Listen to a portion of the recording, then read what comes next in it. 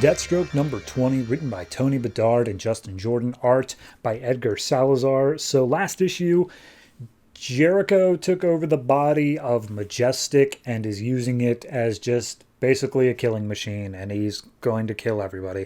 So this issue picks up apparently over the secret island base of John Lynch, where he's got this whole crew working, as well as a plane or an airship above it. And everyone's like, hey, does anyone have eyes on Majestic? We really need to figure him out, especially since a nuke didn't stop him.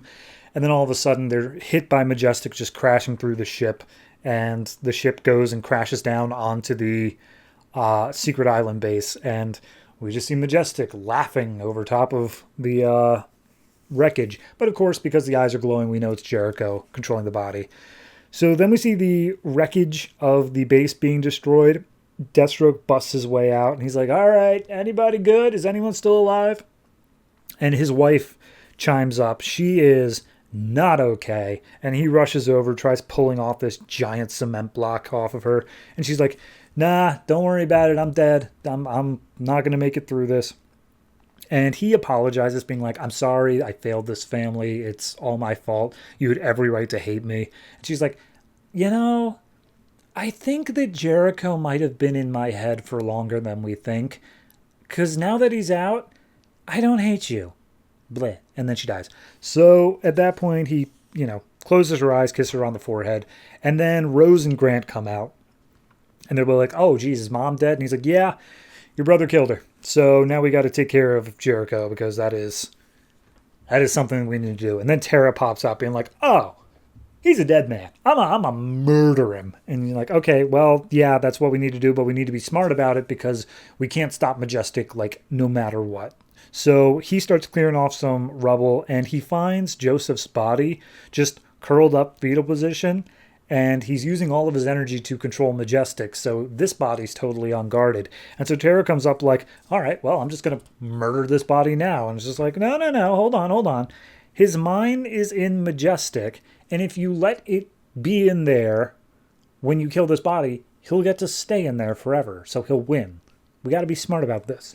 And so Tara's like, okay, well, you know what? I'll get Majestic's attention. And she uses her power from this base to basically form a giant earth hand that comes up out of the ground, grabs Majestic, and just starts dragging him down into the earth's core. And Majestic is like, oh, okay, Tara, well, if you let me go, I'll let you go free. I'll let you live. But if you keep doing this and I don't die, I am going to be so pissed off. And Tara's like, all right, well, now we got his attention. So what's the next part? And then all of a sudden the earth starts shaking. They're like, Tara, stop it. You're scaring us. And she's like, that's not me. And Majestic just bursts up through the floor. And he sees that his mom is dead. And Deathstroke's like, that's your fault. You did that. And so Jericho just starts going around attacking people. Starting off with his dad. Rose comes in and they do a little duo punch thing. Just like, we'll take you on, Joseph. This is what you deserve. And he's just like, I'll kill both. I'm literally Superman right now. You can't fight me. And then Tara comes in, hits him with some earth powers, traps him in a little coffin.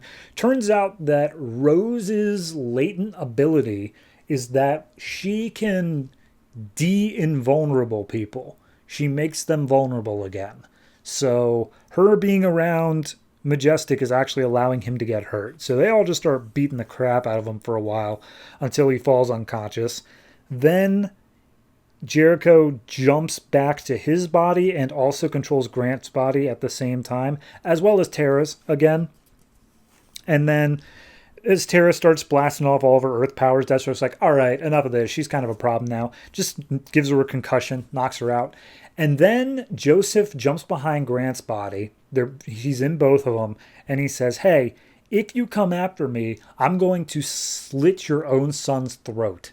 And Deathstroke's like, that is not a good enough bet. And so he lunges forward and shoves the sword through both of their throats simultaneously, killing both of their sons. And Rose is crying out, please, no, Dad, don't do that. But hey, he did. And then Rose starts charging after him, saying, what have you done?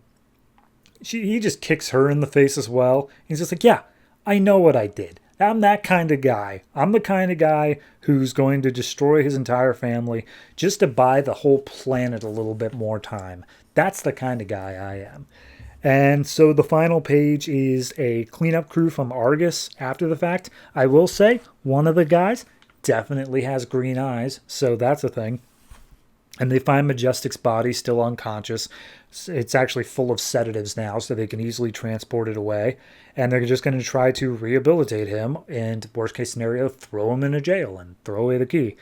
And they say that Lynch cannot be found anywhere. They don't know where he is, and if he is truly dead, then the worst Team 7 threat at large is still Slade Wilson. And God help whoever has to go find him. I didn't dislike it. I mean, I didn't like it, but I didn't dislike it. It felt like it got sidetracked. It felt like there was a whole idea they were building up with Deathstroke. I mean, remember that part where like someone attacked Deathstroke and they actually managed to hold their own and almost get over on Deathstroke? And then we just forgot about that? Like, it feels like they just got sidetracked, and it's probably because they were told, hey, your book is ending.